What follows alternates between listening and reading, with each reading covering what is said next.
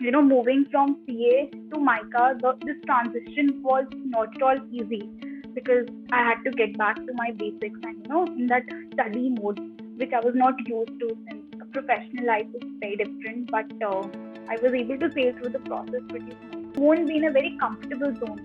Like you left your cushy job, you lost that, salary credit in your account for 6 to 7 months, and then again, you don't get a good score. So the only trick to clear psychometric is you need to be honest.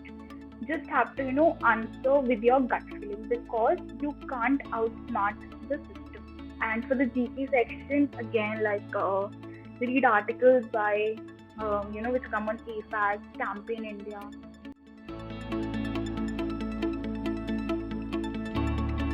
I did my schooling from St. Thomas's School, New Delhi, and post that I decided to pursue CA and I joined the Institute of Chartered Accountants. So basically, CA was my engineering, I would say that. And I pursued chartered accountancy because I consider it to be a very safe career. So that was it. And the ride was definitely pretty bumpy. And after spending countless sleepless nights and a never-ending syllabus, I achieved my milestone and I became a chartered accountant in Jan 2018. And post that, I decided to join PwC in the mergers and acquisitions team. But after working for like 15 months, I realized that I need to basically take a pause and think if what I am doing the right thing or not, because as a child I've always had a creative inclination. So before joining PWC, before I was not aware about MICA, so I researched and I spoke to people that is there an MBA school which deals particularly into marketing. So I got to know about MICA and I was pretty fascinated by their pedagogy. And I spoke to a couple of professors also before joining. I was satisfied, so decided to be up for CAT and then for MICAT. And I left my job also in July to prepare for the exams. So that was it. And I'll say that moving from CA to MICA, this transition was not at all easy because I had to get back to my basics and in that study mode, which I was not used to since a professional life is very different. But I was able to sail through the process pretty smoothly. And while I was preparing, I did not join any coaching class, and I decided to self-study the entire course. And because there's adequate material which is available online, and for the mock test, I always suggest people that you can buy the mock test series from institutes like Career Launcher or Time. They're pretty good resources, so you can just appear for the mock test and practice on your basics. So that was it. And finally, I landed at MICA in March 2020. So that was the journey.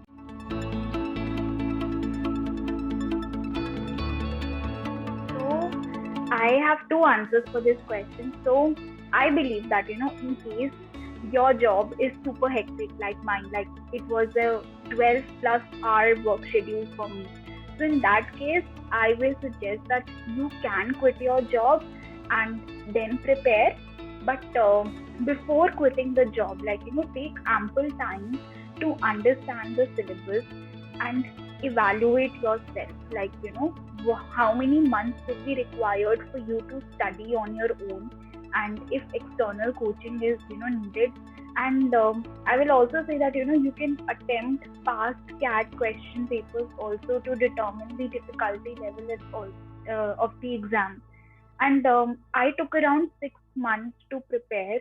So you should evaluate yourself before taking this decision. And another take which I have is in case your job is not very demanding, it's not very tiresome, then I will suggest that you continue working, because firstly it is very difficult to get back from the professional mode to the study mode. Like, ask me about it. It has been super tough. Like, when you just have to sit at home and study.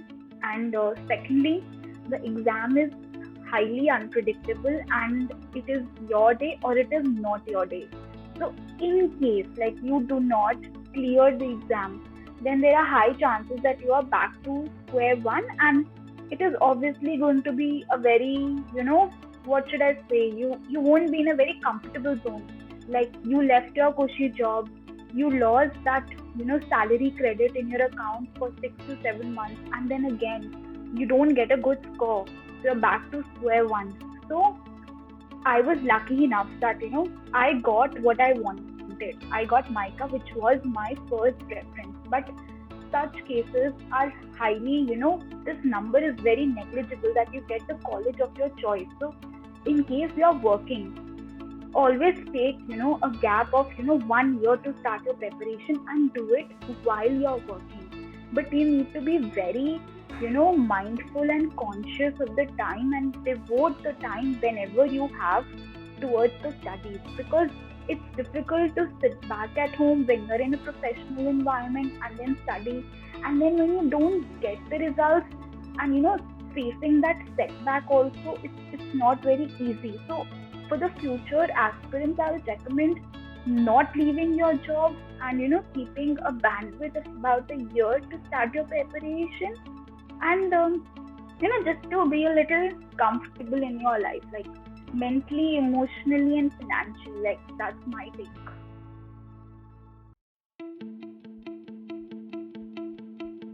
So I left my job in July. I will start like from the start.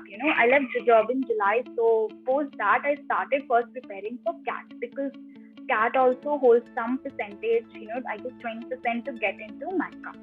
And then when I completed, like CAT was in November end or December beginning. I cannot recall the date exactly. And when post that, I started preparing for MICAT. Like I did not devote a lot of time towards MICAT, and I attempted just MICAT 2, because I believe the pattern is very similar as compared to CAT. Your reading comprehension, DI, and quant is almost identical and comparatively easier as compared to CAT.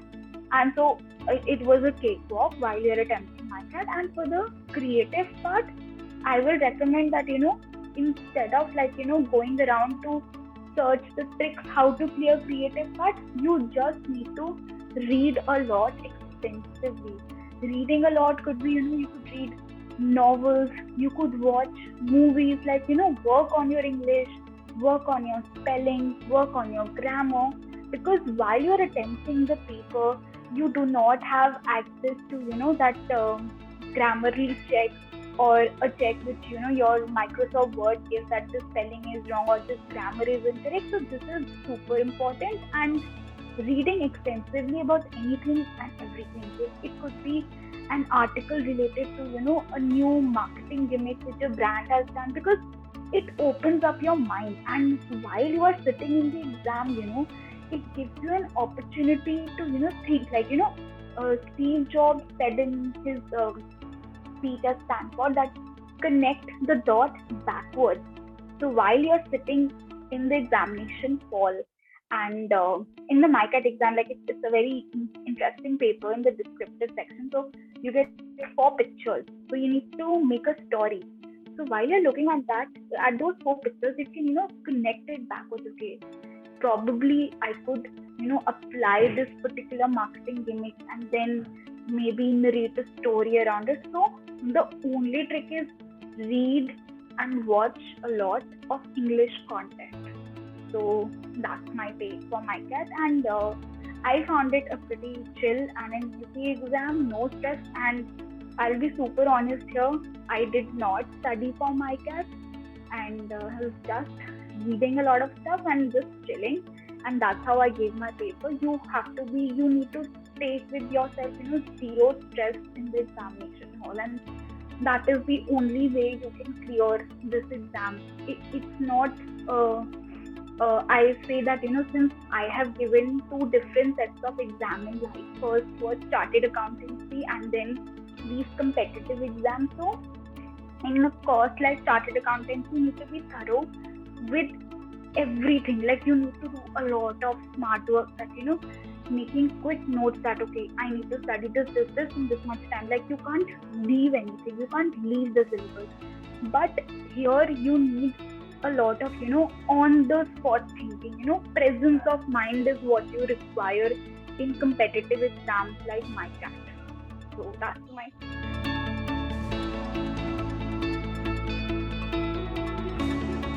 the three different sections which are in MICAT are psychometric, then your descriptive, and your GK. So first I'll be talking about psychometric. So psychometric is a qualifier like whether you'll be getting into MICA or not, and there are about 150 questions, I guess, which has to be answered in a stipulated time period. So the only trick to clear psychometric is you need to be honest. Just have to answer with your gut feeling, because you can't outsmart the system. And the test is actually designed to understand if you are the right fit for MICA or not. And if you do not clear this test, your further sections will not be evaluated. So just whatever comes on top of your mind, answer that, pick that. Just don't overthink on these answers, because that's not what is required. You just have to go with your gut feeling. So, and consistency is the best way to attempt this section. And the next section is descriptive. So again here, as I already mentioned, that read a lot of stuff, watch a lot of English content, read a lot of about what different brands are doing their marketing, and just be updated. Like this exam does not require you to basically stop using social media just because exam is. You need to be on social media to clear this exam. Like I was scrolling through Instagram 1 hour before my exam, just to see okay, is brand ne kya kiya, what was the name of this particular marketing campaign, what happened in this particular OTT show, because this exam requires you to have it needs you to be omnipresent. So I was scrolling Instagram, like MOM and all these marketing pages on Facebook and Instagram, LinkedIn. So that really helps me. I'm completely honest on this fact that I was scrolling social media, and that helps me a lot. And for the GK section, again, like read articles by which come on AFAC, Campaign India. Keep yourself updated, like who is the brand ambassador of this particular brand, what is the tagline, why did they change this logo. So you need to be aware about all these things. And general knowledge it actually is widely available on social media, I guess, these days, instead of reading a TOI or an H2. So that's it.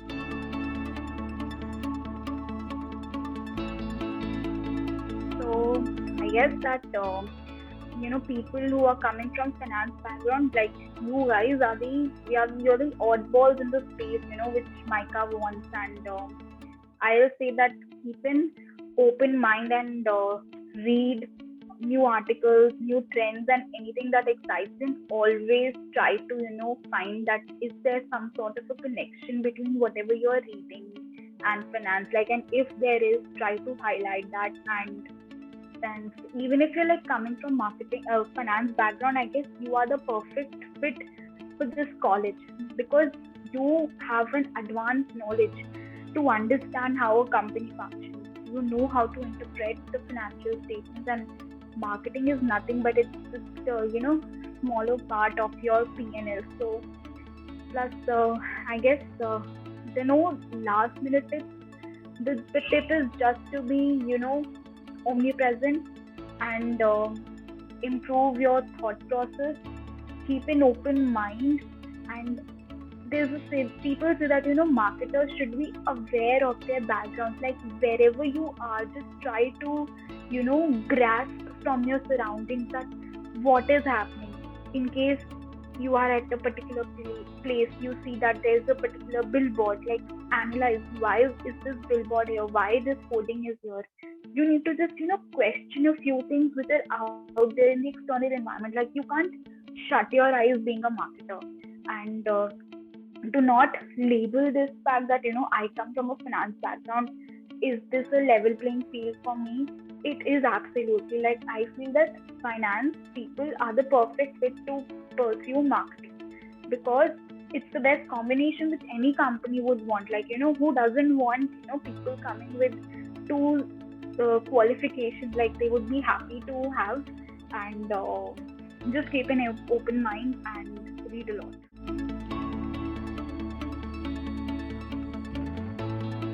Thank you, and I hope it helps you guys. And in case you have any further queries or questions, you can contact me via LinkedIn. My name is Sugandha Bhatia. So, good luck for your prep review. Thank you.